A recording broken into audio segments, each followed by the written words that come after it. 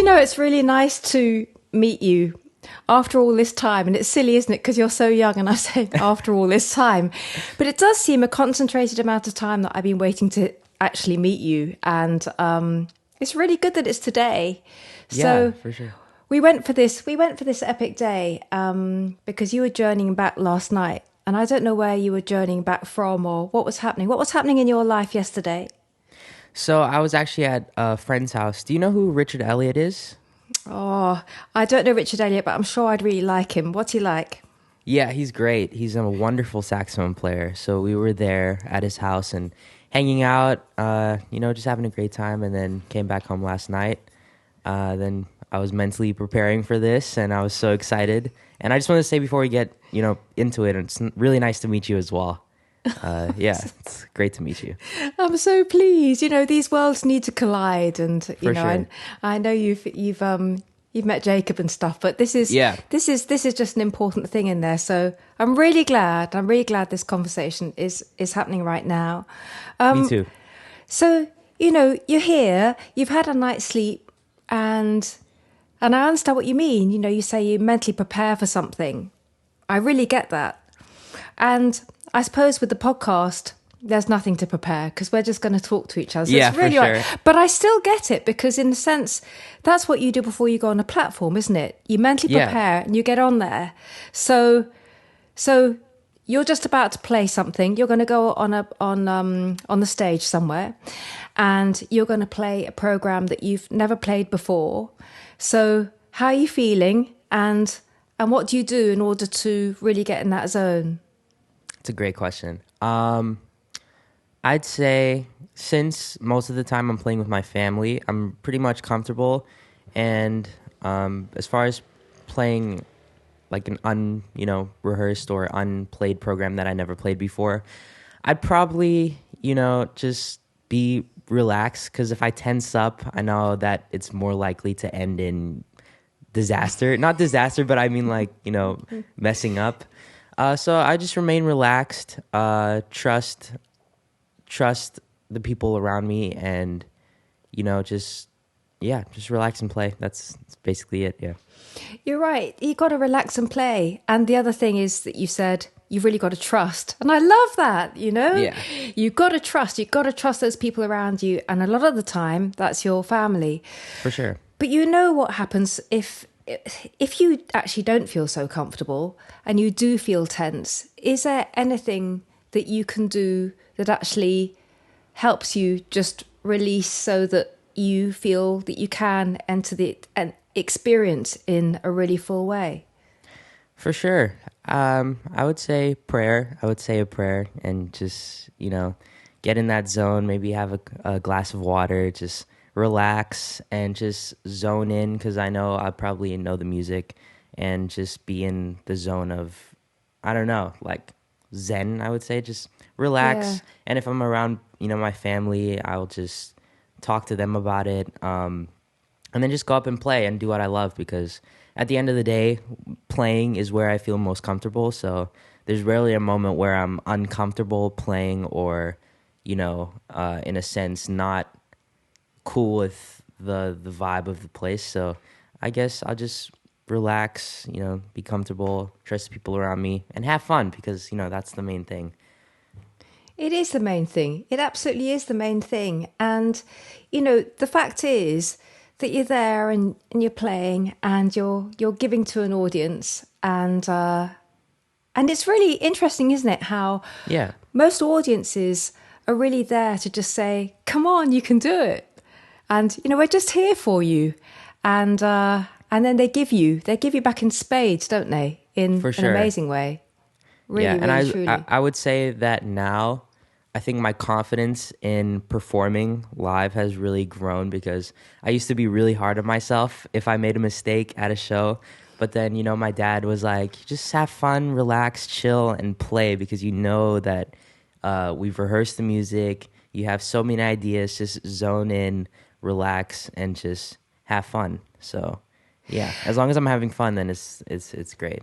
It's okay. But I suppose the having fun needs to happen like once you've finished it too, because I think having fun is also saying, something, that may have not quite gone to plan, but I can let it go. I can put it behind me. And it was just part of that show. My dad always used to say to me, if you've really done your work and you've really done your practice and you're really ready for this thing, then even if you don't play your best or something goes wrong, it's still going to be absolutely wonderful. Yeah. And so, you know, I think there is something in that, really.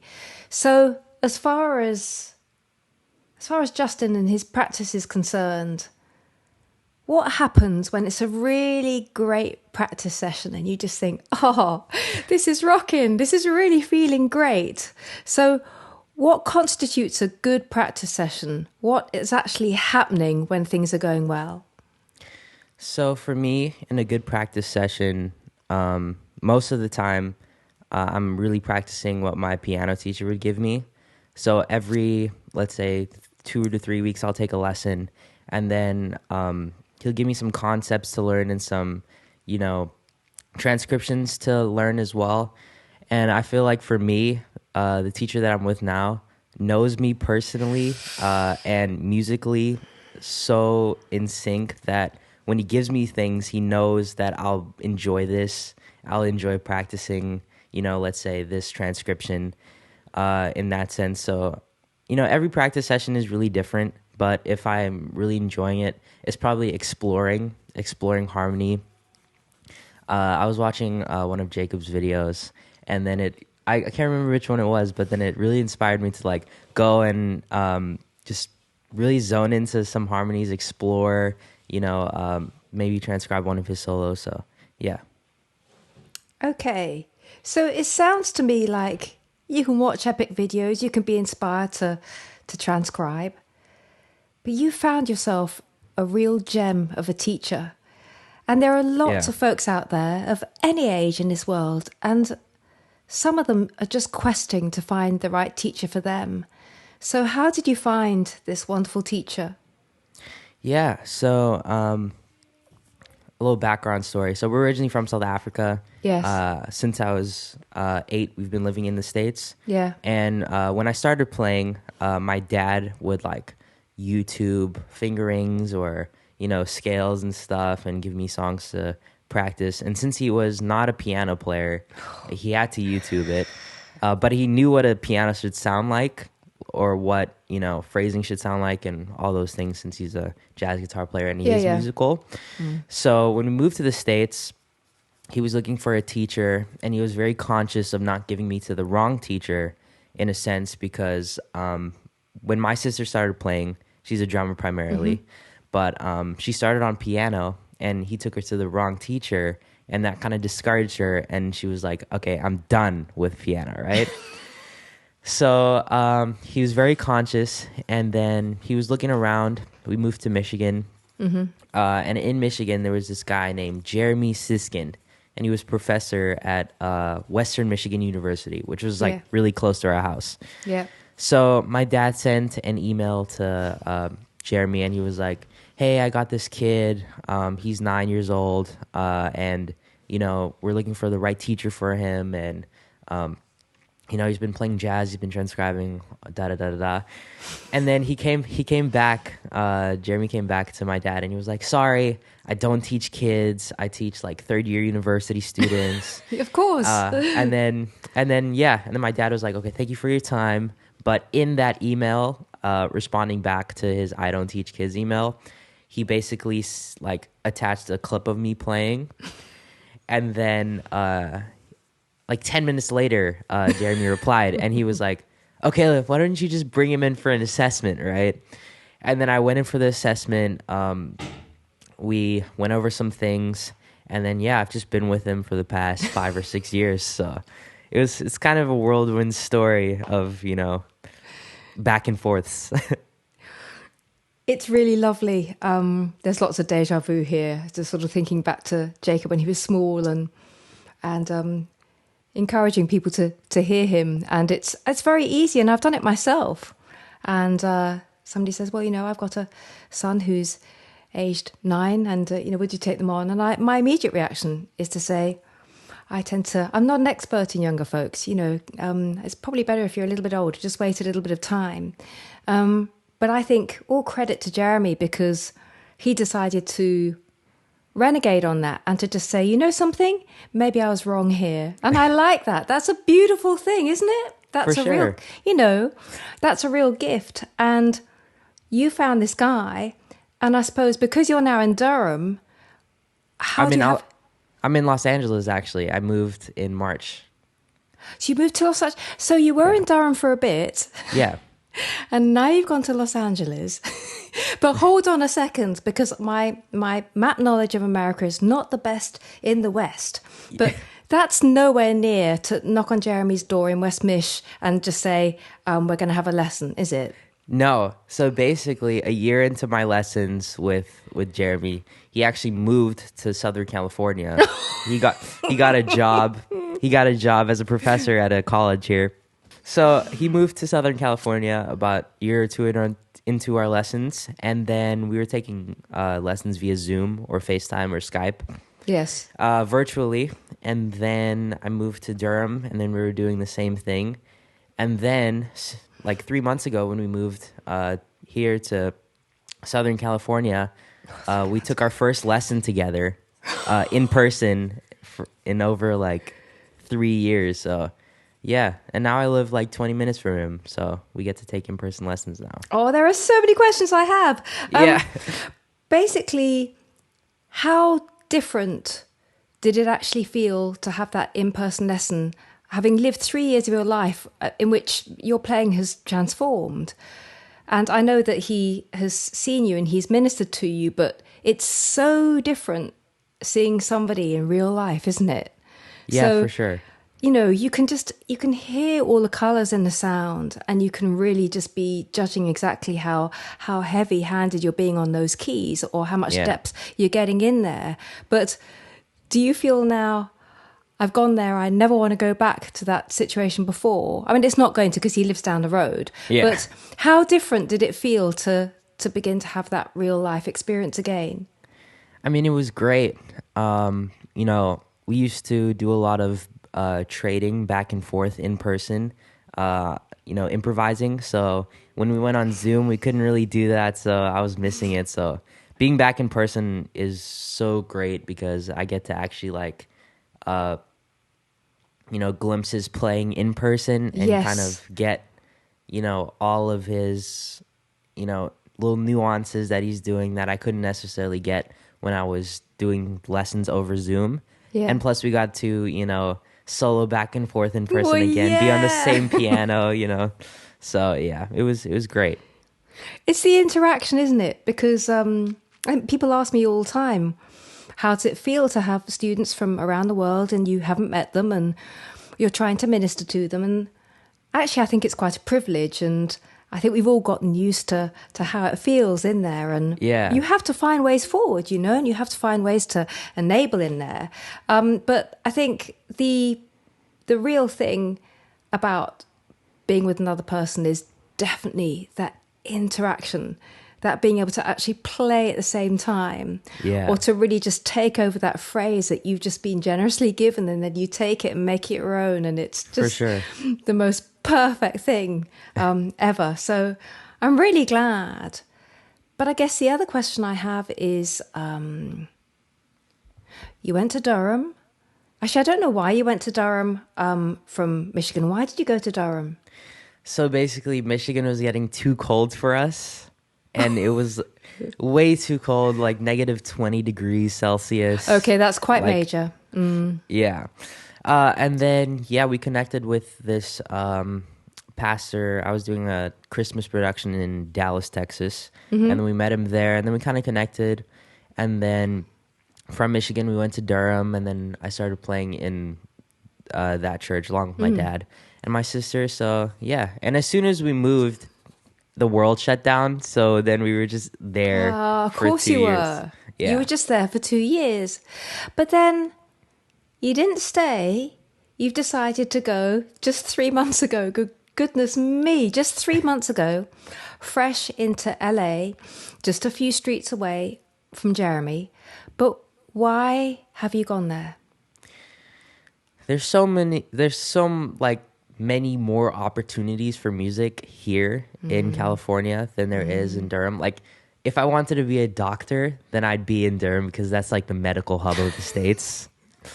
But I mean, Los Angeles is the musical hub, so it's actually crazy because the first 6 weeks when we moved, we were more musically active in a place that we lived than the 6 years we were in the States. So like every week we were out like 3-4 times a week doing jam sessions, studio sessions, meeting up with friends, So is that hanging. just because? So is that because everything is just on offer? It's Yeah. not as. So you don't think it's just because you got a bit of a name for yourself now, so the world would really like to sort of say yes to you in a big way, and you go to LA and maybe they're all just saying yes, but you saying that's very different from anywhere else that you've been. Yeah, of course, because also the whole, vibe in California is very different from North Carolina and Michigan. So, yeah, I mean, so many things here, so many people here, so many more opportunities here. I've gotten to meet a lot of people, make connections, network. So, yeah. Are you feeling that you could call this place home? For sure. I mean, before we moved to Los Angeles, it was my favorite place to visit, like in the States. So, yeah, I mean, we're just over the moon to be here. And yeah, feels like home. So, feeling like home, does home mean that you get to go to school? So, actually, I'm online schooling. So I do online school. Yeah. So yeah, I've been doing that since basically we moved to the States because I was gonna be put in like regular school when we moved, but we moved in December of 2015, and here the school started in September. Oh, okay. So I basically carried homeschooling till the end of that school year. And then the next school year, I started in this charter school, like regular school, and it wasn't really my vibe. Like, yeah, it was just crazy experience. So I was in regular school for about 2 or 3 months, Yes. and then after that, I just transitioned to online school, and it's been great, and I've been doing it ever since. Do you know, I think that it doesn't really matter where you learn, it's how you learn.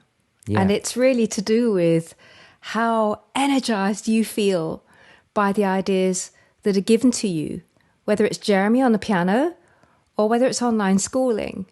So are there subjects that you have to take that actually set you alight besides anything to do with music? Well, I've always really loved math, Okay. I would say. So, I mean, I guess numbers and music go together, but yeah, math. I loved computer classes, so maybe those two. Okay. No, I get it. So you really have experienced regular school for a really small amount of time, and it wasn't really your cup of tea.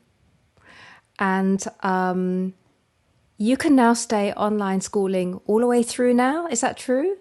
Yeah, so I just finished 10th grade online, and then I'll be doing 11th starting September. So yeah, can do it all the way through high school. Okay, that's really good. As far as choosing your teachers is concerned, do you have any choice with your online teachers? No, not really. I mean, basically, there's usually like 2 sets of teachers that they'll like. I don't know how they pick it, but they'll just like put a class in, one, let's say social studies class, and then there'll be another social studies teacher. So I'm not sure if I can actually pick it, but I get to pick what subjects I can take. So that's a perk of it. So That's I can really pick, good. I can pick like different electives, different levels of, let's say, biology I would like to take if I want to take AP biology or advanced placement math, stuff like that. So that's the level of choice you really have when you enter the grade. Okay, but is it like normal regular school in that there is a classroom and there are other people that you're interacting with, or is it one-to-one? So yeah, it's like they'll have a Zoom session, or there's this thing called Blackboard Collaborate Oh, yes. that they'll have a class on, and then there'll be like 30 students, and then it's just like me and you talking. The teacher would be talking, and then there's a chat box where you can, put questions or answers to questions they ask in the chat. And yeah, teachers are available via email, and you can ask them questions whenever. They're always available. And Okay. the work is really handed to you like at the beginning of the year for the whole year. Okay. So it's like you get the whole year's work on day one, and Ooh. you can like work at your own pace, or you can follow the class's pace. So it's kind of free form, and I like it. So I like the fact that you say you like it free form. yeah. Is is that how you like your music as well? Do you want that to be free form? Is it free form? Yeah, I mean, in some situations, freeform is great, but I also love some structure. Yeah. It just brings a wholeness to the music, so it's not all over the place. It Yeah, can be yeah. a little organized. So yeah, But it sounds a bit like your education, because you are structured to a point, because you have to come to the online classes and you have to kind of go along with it, even if you're going along at your own pace. So yeah. it sounds like a good mixture in there. Can you see the faces of your compatriots who are also doing the lessons, or do you never see the faces? It depends, because some people don't want to turn their camera on, and some people do. So it's up to them. But generally, 50% of 50% of the time, I'll have my camera off, and 50% of the time, I'll have it on. So it just depends how everybody's feeling. But have you made friends in that situation, or is that kind of strange virtual educational world just not really the place for mates? It's probably not really the place Oh. because, I mean, the workload sometimes is a lot, so people's already focused and zoned in on it. Okay. So yeah, it's probably not really the place. But I mean, social media for me has connected me with a lot of people, and yeah, most of my friends are all around. So FaceTime keeps us together, Okay. I guess, until we can meet up in real life. No, that's really fine. But the school thing, you're not in the classroom where you can pass around notes to your neighbour, No. or you can talk in the recess, because that's just not going to happen, is it? So, No. in a sense, it divides your worlds in probably quite a clear-cut way, because Yeah. you know that's just for focus in a particular kind of a way. And no, you can't choose your teachers, but you can choose your electives. And what electives are you choosing to take next year that you haven't done so far? So I think this year I picked out Spanish as a language to complete my language electives, and then I picked out what did I pick out? I think I picked out computer coding. Oh, nice one. Yeah, and then I picked out so basically they give you 4 options per elective that you want to pick, and then they'll basically put you in whichever one has room if it's not full of students. So yeah, I think those are my main 2, Spanish and computer coding. Okay. Yeah. I quite like that. You don't have all the choice in the world. You're actually going to be put where you're put, and you're going to just have to find a way forward. But presumably, if the whole lot of you wanted to do Spanish and some kind of coding, then they'd make it happen, because there'd be so Yeah. much demand. You know what I mean? So Yeah. I think it'll work out all right in the end. But going back to teachers, we've talked about lovely Jeremy, who sounds amazing, and your teachers who teach you academically, and they are as they are. And then I think about your sister and the fact that she started piano and it wasn't the best thing ever. And then she said to you, "Oh, actually, I don't think I want to do this. I don't really dig this anymore." So what has happened to her and the piano? I mean, obviously she's an epic drummer, but has she ever wanted to pick up the piano again? Has she ever just thought, well, maybe that was just not a greatest of matches for me, but, now I really want to have a go? Yeah, I mean, during the pandemic, especially when everything shut down, we didn't really have anything to do. So for some Instagram content, she'd be like, "Yo, Justin, can you show me some stuff?" Oh, or, okay. So yeah, she's kind of picked it up here and there. So yeah, I guess that maybe she's turning over a new leaf for piano. So I don't know. It's really nice that you're giving her some of that gift, which is which is a great thing. Has she helped you with your drumming? So, like, I generally leave the drumming to her, but I mean, when I do hop on the kit to mess around, Yeah. she is there to help me. So, yeah, I did one drumming video with her like 2021, maybe late 2020. So, but I haven't really like dabbled like in it too much or taking it like really seriously. But yeah, she is always there to help for sure. No, I like that. But I know what it's like to have family who's musical. And I know that there are times when it's easier to listen to other folks. And sometimes it's just a bit more complicated because you're sharing every part of your life with them. Okay. And then all of a sudden they say, well, look, no, maybe you don't do it like that. Maybe you could think about it like this. And sometimes it doesn't always feel the most wonderful thing since sliced bread. Is that, you know what I mean? So Yeah. can you say to whichever family member it is, actually, matey, I'm really not in the mood right now? Or do you find that you can kind of snap and say, whoa, or do you just not say anything at all and you go along with it? What happens when you're just not in the mood? I mean, with Jamie, we're really close. So generally I can just be like, can we just like do this later? Or I'll be like writing a song or like doing something and she'll come in, she'd be like, Justin, can you like, show me this on bass, or can you do this? And then most of the time, like 80 or 90% of the time, I'll be like, okay, I'll put down what I'm doing and I'll go show her stuff and then I'll come back to what I'm doing.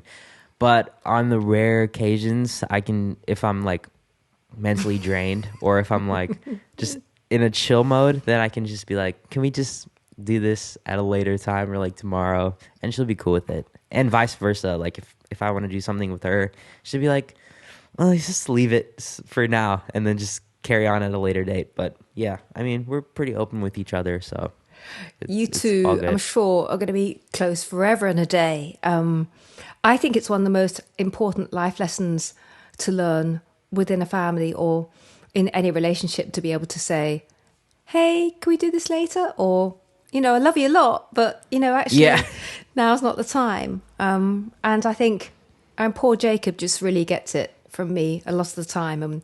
And it's great because we've negotiated so much along the way. And I think we're really growing into just kind of ever learning about how to deal in that situation. Yeah. Because I ask him for all sorts of wisdom a lot of the time with it, everything, including the kitchen sink. And then he'll want to talk at any hour, day or night, and it's just a question of just making sure that it's okay and there's enough kind of gas in the tank to be able to just give out in there, and give it in a way that doesn't make you think, oh, I really want to be doing something else. So I think it's really important that we do learn these skills, and it's rather incredible that you and your sister have just kind of got that nailed right now. I think it's ever changing, and it may mean that tomorrow, one of you doesn't quite get it right, but actually it sounds all good. Now, what about with your folks? Does the same thing happen? It's a different kind of relationship in there. Yeah. So in terms of like myself and my dad, because my mom doesn't play anything, so with my dad being a jazz guitar player, he's always open to help. Like he'll drop anything, or even if he's like chilling, and I'll be like, "Can you come listen to this?" Good. He'll get up. He'll come listen. He'll give his advice, and also me with him, with me playing guitar and stuff. For a while, he actually put his guitar down, and he was like, "I'm not really playing anymore." And then about 6 months ago, maybe I was like, Dad, you have to pick this up again. You're so good, and miss your vibe when you play. And then, since he picked it up, I've been like giving him some of my approach to guitar playing. So whenever he's like, Justin, how did you do this? Then I'll, help him and stuff. So it's actually a great family dynamic. But when we do, chill or relax, we're in that mode, but we're always open to help, if that makes sense. Yeah, no, I think it's very much how the Colliers operate, really, in there. Is it important that your lovely mum doesn't actually play anything and is there for you in capacity as a listener and as a mom, and that she doesn't play. Has that actually turned out to be a wonderful thing? Yeah, I think it's a great thing because you know, since she's not, a musician or is like musical in that sense, we can, use her as an example of, the other people that will listen to our music Absolutely. that's not musical. So like, we'll play some songs for her, and we know if she likes it, then probably majority of people will like it. That's And if she beautiful. and if she thinks it's all over the place, then we're like, okay, let's change this. But the only thing now is I think she's gotten like accumulated to being around musicians all the time. So now She's she learning. likes she likes the all over the place songs and like negative harmony stuff, and Yes. in the songs microtonal. Yeah, so yeah, that's the only thing now. We're like grooming her as a musician. Well, those ears are working, you see, and it's all about experience. And she's learning to love everything, which may mean that she may not be quite Joe Bloggs in the outer community audience, but still those ears are new to it, and they're going to be able to give you something that nobody else does in your family. Yeah, That's for for sure. sure. So you guys, you've landed in LA, and you say it feels like home already. So let's take you back many, many years to those growing years in South Africa, and you're playing, and people are enjoying you playing, and also Jamie, and it's working out really beautifully. What do you remember from South Africa? What do you hold in your memory that feels lovely when you look back? Yeah, for sure. I remember a lot actually. I think one of my first memories is, you know who Jonathan Butler is? Tell me So about Jonathan Butler. he's this South African guitarist and singer who's like insane as well. So and he lives in California as well, and he moved Okay. like years ago, years back, and he actually lived in London for a bit actually before he Okay. moved to California. So he came back to South Africa, and he had this big show. It was like 8,000 people, and then we opened for him, like myself, my dad, my sister, and then we had a bass player. Yes. So I was about maybe 5 or 6 years old, Yeah. and I just remember playing, and then me getting into it, and then I was sitting down, and then I got up, I kicked the chair back, and I was just like rocking to it. So that was kind of like one of my first memories of playing and being in South Africa. So that's a great one too. Oh, no, that's a gorgeous memory. I think there's a real freedom in just saying, okay, I'm going to kick that chair back. Yeah. That means I'm just all in, my body and soul and heart and spirit, we're all in sure. here. And that's Yeah. lovely. And you remember that at age 5, which is really powerful. You say that going to Michigan, and I'm sure there's wonderful weather in Michigan, and I'm sure there are For those sure. in Michigan who just love the sub-zero temperatures because it just makes them feel nice and wintry and cold, and it's lovely. Yeah. But going straight from South Africa, it must have been really quite difficult. Is there anything that you miss about South Africa? I mean, you don't need to miss the weather anymore because you live in LA, but Yeah. is there anything else that you actually actively miss? Not really in terms of the place. I don't miss like the place necessarily.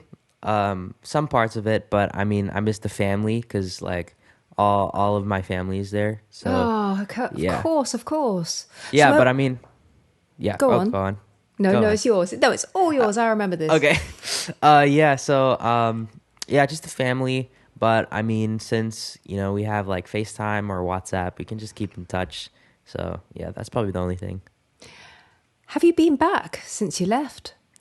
Yeah. So actually, I've been back once since I left. It was last year, November. My grandfather passed away, so we went back to, you know, his funeral and stuff. And that's probably the only time I've been back. It is. I mean, you went back for a tough emotional family situation. But did you get back and also think, gosh, I remember this and I know what it was like and it felt good and it's nice to be back? Did you feel those things? Yeah, for sure. It was cool to be back. As soon as I landed, I saw some family from my dad's side and my mom's side, so it was good to see them, good to reconnect in person because it's not the same being on FaceTime. So yeah, But you sound as though you are really embracing every geographical chapter with open arms. I mean, it seems like in Michigan and in Durham, you had a reason to go there because of pastor or dad's job or whatever.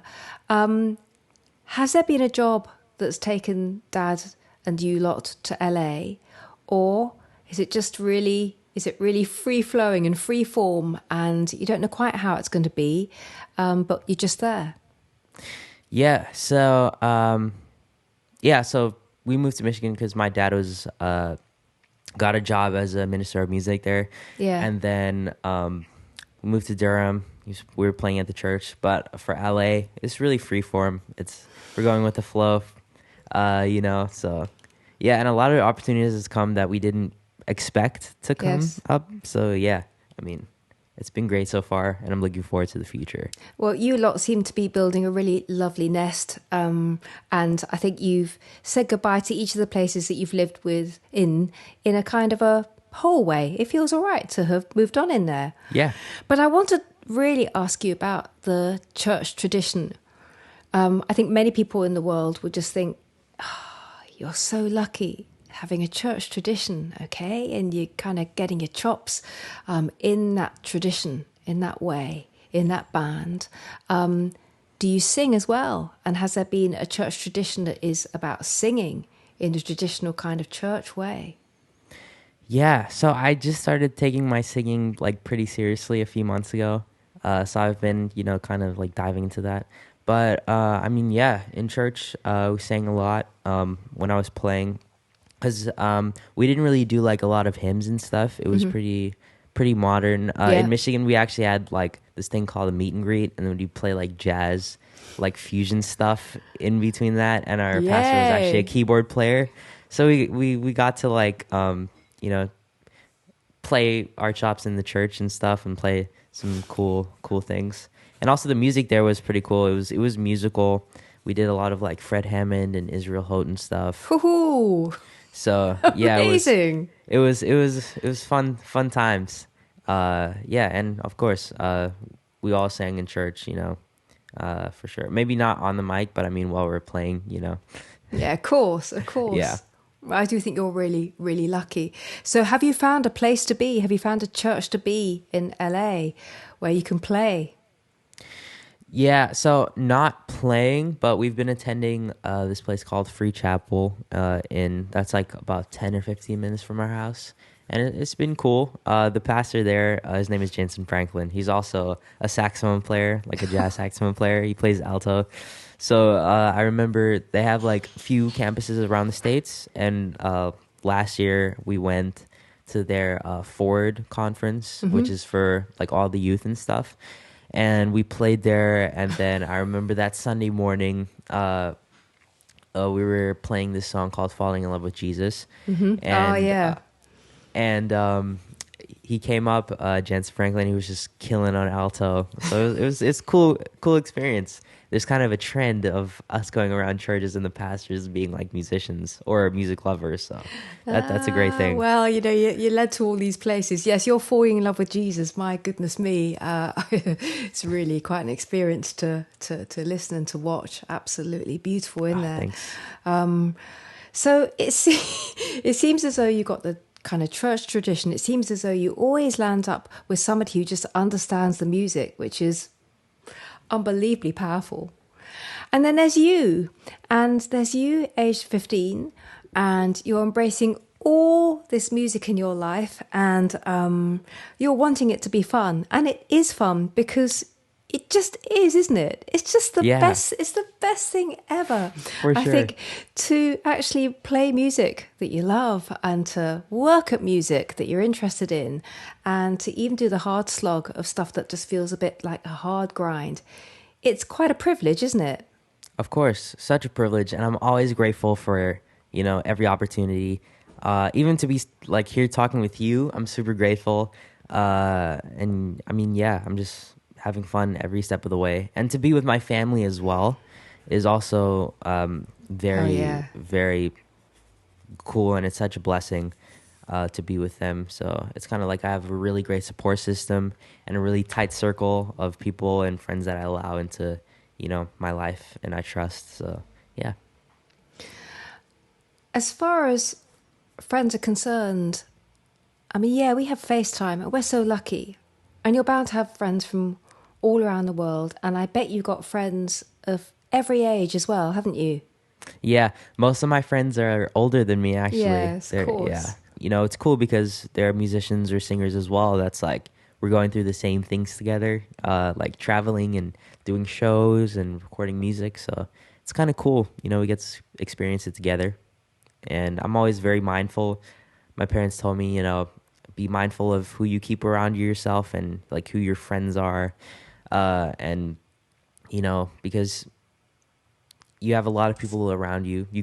That can be a bad influence, or that can put stuff in your ear that can discourage you or like get you off the tracks of where you're heading or where you want to go. So yeah, I'm always very mindful of who I keep in my circle, and it's very tight. No, I really understand that. So when do you know that it's right to open your heart to somebody you meet and you think, oh, I think I could trust this person? What kind of ingredients do they have that make you think, yeah, I want you in my life?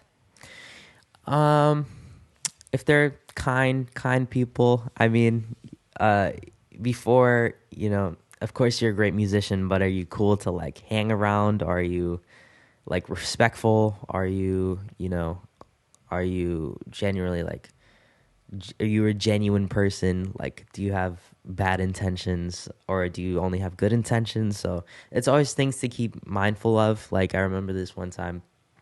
Uh, do you know who Eddie Benjamin is? Do you know this is the third person and I'm going to be absolutely honest and say, no, tell me about Eddie Benjamin. Okay, so I think Jacob knows who he is, but he's like a singer and musician, and we kind of like connected through Instagram, and then he called me, and then I knew from like his presence that he was like super genuine, and then immediately I felt like the sense of trust and stuff. So it's kind of you just have to be a nice person, Yeah. I guess. Yeah. I like the idea of intention, and sometimes we have to trust, really not knowing somebody that well. But I do think that if you feel that somebody's intention is a good and golden and a whole thing, Yeah, then you can go quite a long way on that journey. for sure. But And also meeting that person in real life is also like you get a sense of who they are actually, because I mean a lot of people can probably like fake some things over FaceTime or virtually, so meeting them in person is also a great way to sense like who they actually are as a person and a human being. But it's interesting. I'm sure that some people who are listening to this podcast will think, so we have to discern. We have to discern who we're going to trust and why. But they might not realise just how it feels to be you. But I really get it because I've had Jacob. And I think it is really important that you learn that kind of wisdom, which is discernment, and just really keep to the craft that you really believe in. Yeah. Because I think people actually, with very good intentions in many ways, would like to take you on a journey, on a ride, because they think that maybe this is where you should be going. Yeah. So that's difficult because I think their intentions are, they are as whole as they can be in that situation, but they want something in this situation to go a certain way on your journey. And and sometimes that's about saying no. It's so kind of you to offer, but that's not really me right now. So how do you make those decisions? And presumably, you've got your family around you and you can say, this person's gotten in touch.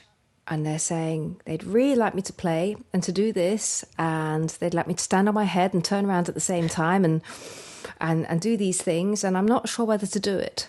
So how do you, as a family, discern what is right to take on? Because it's flooding in. It's bound to be flooding in a way, Yeah. in a way that I can imagine.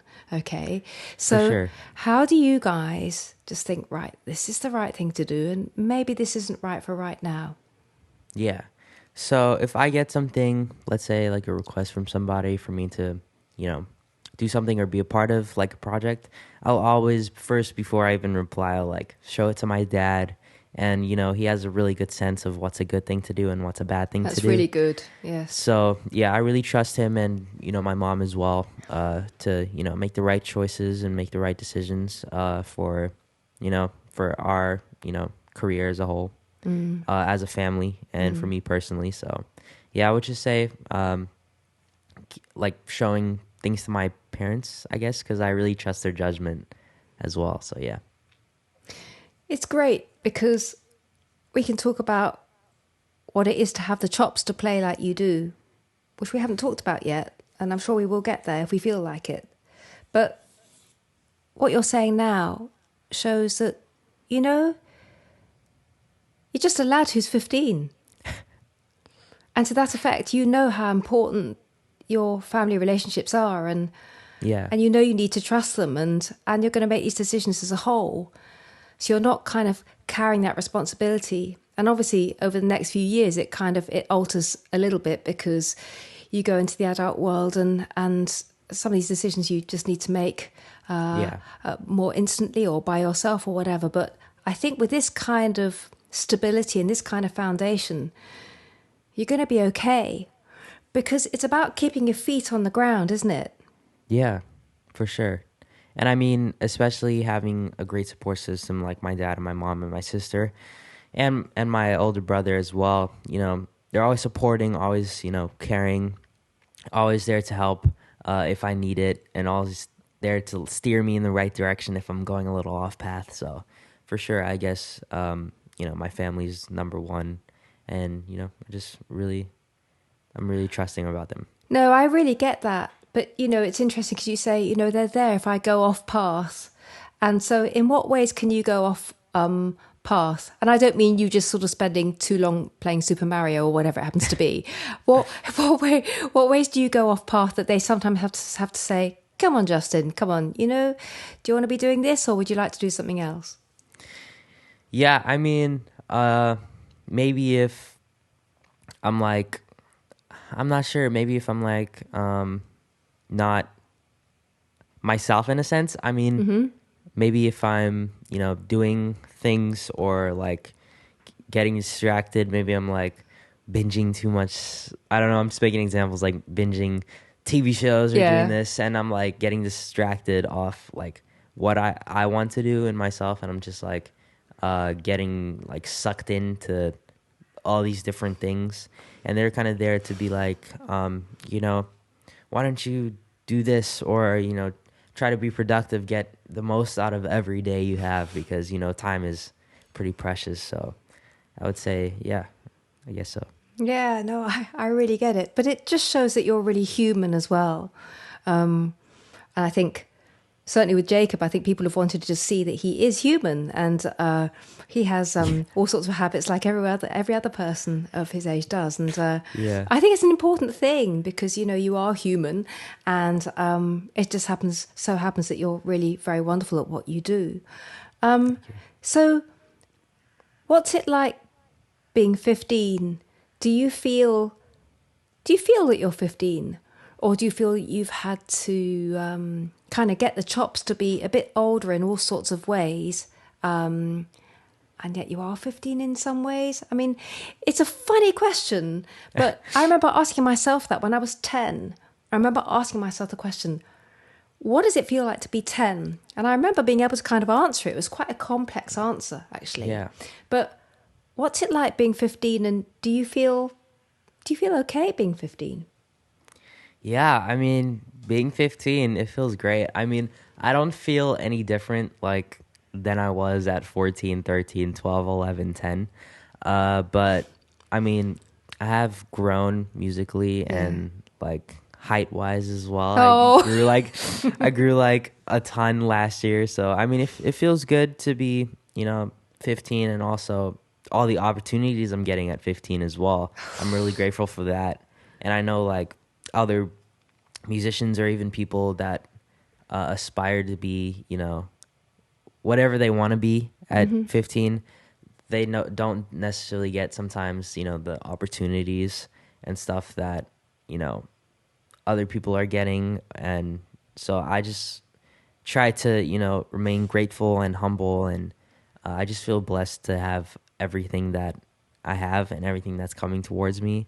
So yeah, I mean, it feels great, and I'm just having fun, it's being young. really, it's nice being, it is nice that, you're having fun being young and opportunities are funny things. Because I think we went along the road of opportunities coming in. And I think we had to just be really mindful of the fact that opportunities don't grow on trees. That Yeah, sometimes, you're in a certain place and somebody sees you and somebody loves what you're doing and then, your life is changed. And if they are trustworthy and you feel, yep, I can really, really go with this person, then they have the capacity to change your path in an amazing way. yeah, But you're right about opportunities. We're grateful for them, and in some ways they are hard to come by, and for sure. not everybody gets them. And I'm sure there are plenty of people in this world, and plenty of people who are listening right now who have not had those opportunities. But I really believe that they can still absolutely fulfill their potential Of course. as musicians. So yeah, I kind of wonder how you feel about that because, there are those who don't get your opportunities, but you must have met people who definitely have crazy talents and wonderful things to offer the world who are maybe not getting your opportunities. And how do you think that they can feel really fulfilled as musicians? Yeah, that's a great question. I guess fulfillment for yourself is kind of, subjective to who you are in a sense. Yeah, yeah. It's kind of like, let's say I want to play at Madison Square Garden and I'm not getting the opportunity to do Yep. it. Yep. I don't know, maybe some people can be content with that, or some people can be motivated to work harder to work towards that. Uh-huh. So it's kind of just subjective to who you are, I guess. I mean, if you're not getting the opportunity, you can like, I don't know, put yourself out there, contact people that you maybe know that has connections to these people who can give you the opportunities, or you can move on to something else if you realize that this maybe necessarily isn't the direction that I want to go. Yeah. So yeah, I think it's subjective. But that's a great answer. I'd also say that there are all of us who will say, I want to play at Madison Square Garden, or I want to play in the Sydney Opera House, or I want to play wherever it happens to be. And maybe that isn't the epitome of why we play. And Yeah. maybe it's not the be all and end all of your musical journey. And I think that's definitely how I feel. I feel that there are those people who are going to be bringing joy in all sorts of different situations musically. And they're right to be musicians, but they may not be asked and invited to go and play at those places. But somehow I think it's still all right. Yeah. And I still think it's worth really working at your craft Yeah. in a big way. And talking about working at your craft, and obviously you do so much transcription. What are some of the hard slog things that you have to do in your practice that you just think, oh, okay, oh, I know I just this is this ingredient in my practice time. I know I really need to do this. I'm not enjoying it fully. I might just keep at it right now because I'd really liked it. What kind of things are they? Let's see.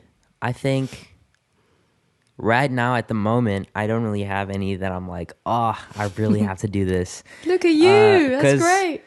yeah, cause I mean, going back to my teacher, Jeremy, he's like super great at, connecting with you as a human, like in terms of like what you like to do. Yes. So if he sees that I don't want to do something, like don't want to work on something, he'll give me like a way to work on it that doesn't feel, bad or to me. Like let's say if I'm working on this transcription and there's this part of it that I'm like, I really don't want to do this. Then he'll be like, okay, let's make this fun exercise. Let's do this first. Approach it like this. And then Yay. let's give it to you and practice this and then come back and then we'll do it together. Like stuff like that. So it's not really something for me right now that's dragging in my practice routine. So I'm That's happy about because that. that's because you're you, and I think you've got an incredibly lovely, positive attitude.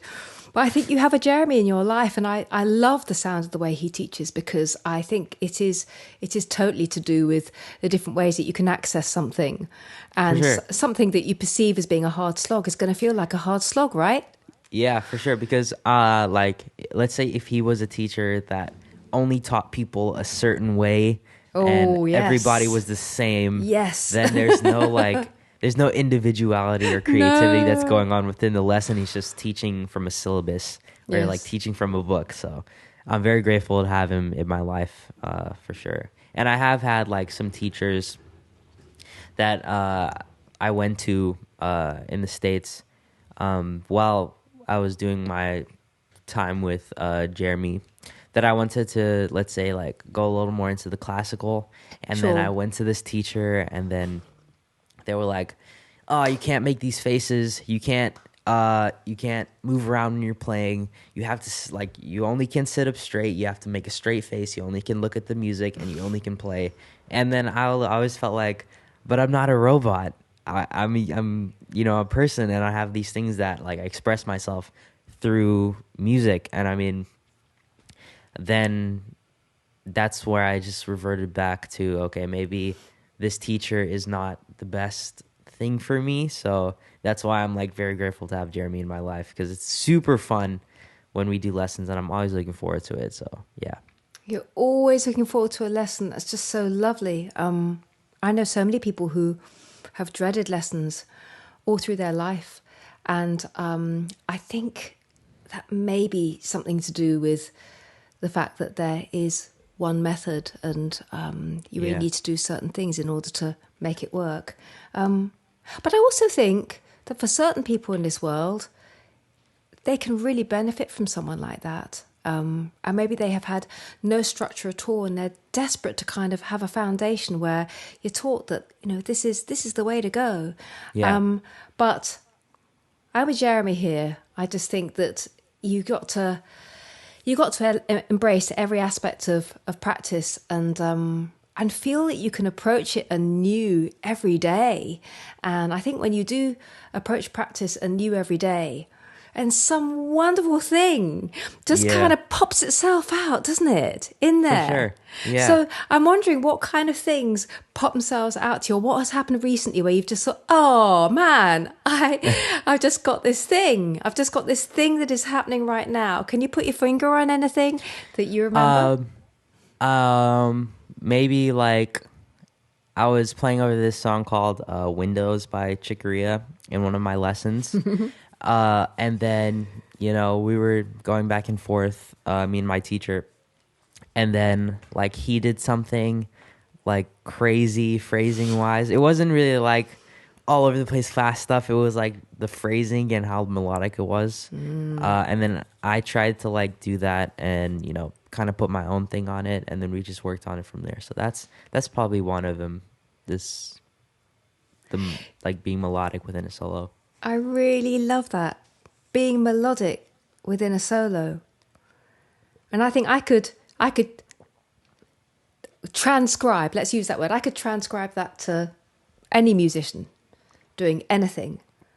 That in fact, if you can really hear the line, and if you can experiment with phrasing so that you're just saying something different, then Yeah. it's so important, isn't it?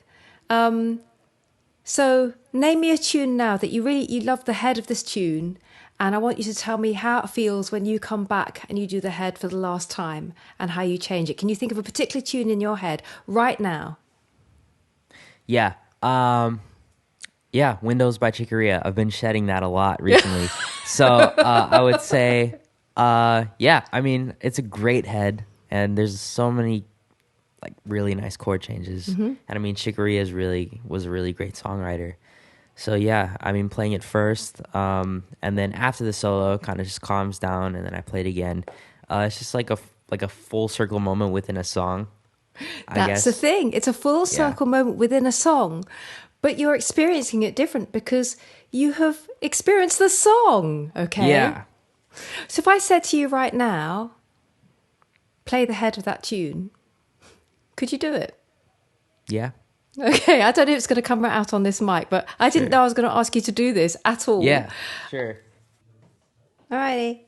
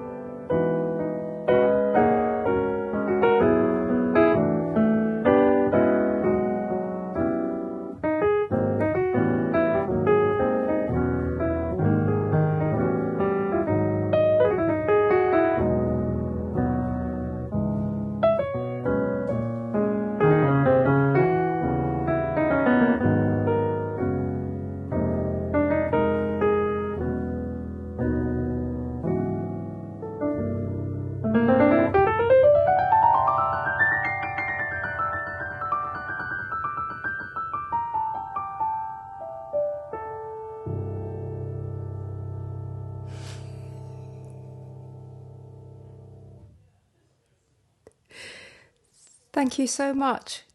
I just want to say that your playing was filled with a genuineness and it was really freely given and was absolutely beautiful. Thank you. It felt improvised and loved, but within a structure that you totally understood.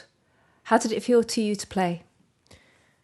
Yeah, I mean, it's a song that I've been playing For a little bit now, and I just generally took the structure of being, one or two choruses, but I didn't put a limit on what I would do in those choruses. So it was kind of like a thing of me, just playing in the spot. And I mean, I felt cool about it. I think there were certain spots that I was probably like, okay, I could have done this better, but I mean, it happens all the time. So yeah. Well, the other thing is that I completely surprised you. I have no idea how much you've played today. You may not have played anything at all. No, I didn't play anything at all today. So look at you. This is going from cold. This is being put on the spot. And you could have said, Suzie, do you know something? I really don't want to do this now. But you just said, I'm just going to do it. And bless your heart, really, because you needn't have said yes. And it was actually very moving to hear you play in real time, and absolutely beautiful. So thank you so much. Thank you. I want to ask you about the chops, because it's so interesting that you're saying, the thing that's really kind of tickled my fancy has been the phrasing of this line and the melodic nature of what I was playing. But how much do you think you need to have the chops in your playing to be able to play a simple phrase in the way that you want to?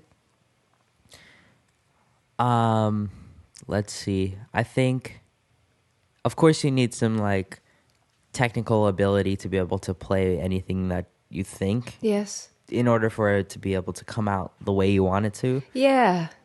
So yeah, I mean, for a simple phrase, it's actually, you need to have a lot of dexterity and understanding of what you want to play before you can let it come out, Yes. from what you think. Yes. And yeah, I've had to have a lot of practice to be able to play what I think and be able to play like anything that I want to, play, or phrasing, even though it's not like 1,000 notes a second. Yes. Even if it's just some simple phrase, that also takes a lot of thought. And I think a lot of people probably think that the 1,000 notes a second thing is like the hardest thing to play, but even a simple phrase over like a B minor 9 chord, or like any chord, is a simple phrase going, as slow as can be, the most difficult thing you can play, and also with feel as well. Yes. Because if you play it quantized, or if it's like da da da da da, it's not gonna have the same effect as what you thought of in your mind when you were playing, you were playing it in your head. So I'd say, yeah, I do think you have to have a certain level of technicality to your playing to be able to play, these simple phrases. And I do think you have to have enough practice so that what you want to play becomes second nature. Yay. So that you don't really have to think about it. You just play what you feel. Yes. If that makes sense. Oh, it's just so beautiful. And I think it's true. I think to play the most exquisite, simple phrase is often the most difficult, because you're thinking about every single note and how you're going to match the tone and how it's going to grow, or how you're going to let it ebb and flow. And every single time you play that phrase, you might want it to be different. So in order to be able to really look at all those colors, you're right. For sure. Those are real chops, aren't they? But I like go on. Oh, and I think a great example of that is probably Jacob's piano solo in My Room. Oh, yes. It's so melodic, but it's not like 1,000 notes in one phrase. It's like he's taking it on a journey of chordal structure, and he's really like taking his time, and he's really outlining chords, but then he's also highlighting this part of this chord, and then he's coming down, and then he's ascending, and then it's like a really nice flow. So I think that's a great example of what we're talking about in terms of playing an exquisite phrase as opposed to playing something really fast or really technical with a lot of feel. Yeah, I really get that. It's a really fine example. It's a beautiful example. But I think in that situation, as well as all the other superb, simple melodies that you can think of, the person who is giving it is coming back to intention again, has got an intention within that phrase. So it's different from the intention we were talking about earlier. We were talking about the intention of other people and towards you. But here, I think as musicians, we need to understand our own intention of each phrase that we give. And once we have that, then we can begin to find out what we need technically in order to do that in that way. For sure. But yeah, I think simplicity is a difficult thing. I think, honestly, Justin, that's true in life as well. Sometimes simple is just difficult, and we want to have things that are complicated and full to bursting. But sometimes simple is really good. And you saying, well, I love my family and we're tight knit and we're really close. But that's kind of simple, isn't it? You really trust that family group. So I think there is an awful lot about simplicity that is really very good indeed. Yeah. One last thing that's just come into my head is, how do you remain childlike? Because being somebody at 15 is, it's an amazing thing. It really is an amazing thing, because you're not going to be 15 for long. You'll be 16. Yeah. And I know you're not feeling the difference between the years, but you'll be getting older. And so how do you kind of keep that childlike light in your life? Yeah. I think for me, it's having a good balance between when I'm on, the keyboard or the guitar or the bass or doing something musical, and just chilling. So that's why my parents give me some leeway to be like, yeah, you can, just if you don't feel like it, just you can chill, you can play Mario Kart, you can watch TV, you can be a kid, hang out with people. And I know I'm very goofy in real life, so so I think it's just having a good balance. I love to crack jokes with my family or my friends, have a good laugh. That's a really great one. And just hanging out with people my age. Having conversations, talking about some, nonsense, dumb stuff. Absolutely. It's so important, isn't it? Yeah, for sure. Even though it doesn't seem important at the time, in the long run, it is actually, So, yeah. Well, I think we look back at these times and we remember the times when we laughed so hard that the tears are running down our faces. And that's because we are being goofy. We're allowing ourselves to be completely goofy in the moment. And it's just a wonderful thing.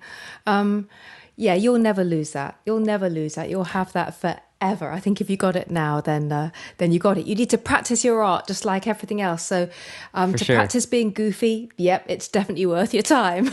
Yeah, and I mean, goofiness can come through your playing as well. I mean, every time on stage, sometimes we'll have inside jokes, so I'll be dying of laughter on stage while I'm playing, and then I feel bad because some people in the audience what is he laughing about? And I'm I think being goofy, just being myself, I love Michael Jackson, so I dance like him a lot. I'm so pleased. Around the house. So I mean, so I'm very much childlike up here.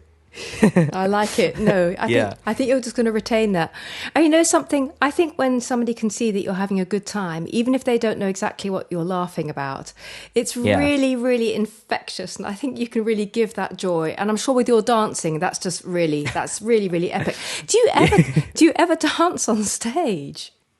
So not really, but I mean, there was this one time. So I played my first arena in a few weeks ago, 2 weeks ago. Ooh. In Atlanta, and I moonwalked for the first time. I was doing a guitar Beautiful. Solo, and I moonwalked on stage. I'm gonna see if I have my phone, if I can show you. Oh, you got to show me this. Yeah. Did it go down a storm? Were they literally screaming at you? So I had in-ears in, and when you have those, you're so locked in. You're very locked in. From the video, I mean, I'll show you right now. I got to see this thing. Yeah, it was so fun. And what was funny was that the floor, like, we had a 5 a.m. sound check. Oh, you so poor it was, like, chick. That's horrible. but I was like super excited, so I got up and then I didn't tell anybody I was gonna do it. So I was just like, I was checking and I was seeing if the floor is slippery enough. Yeah. But before we played later that night, they like wiped the floor and it was dry, so it was like hard to do it. But let me know if you can see this. Okay. Let's give it a go. Can you see that? I'm in. Let's go. Okay, cool.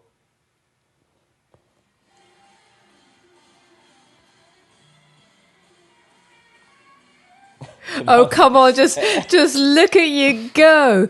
You're saying that floor did not feel like it did. No, because I was gonna do it like half the whole stage, because we were on a stage in the middle of the whole arena, Yes. so it was like kind of a 360 view. So I was gonna do it like I was gonna walk down and then like do it half the stage full. Yes. But then after that first step, I was like, this is not gonna work. So I did 3 movements and then I just spin and I turn around. So yeah. So did you think at that point, hey, you know something? Even though I'm playing the guitar and I got a really good solo here, I'm going to kick off my shoes so that I'm in my socks? Because surely that would have worked.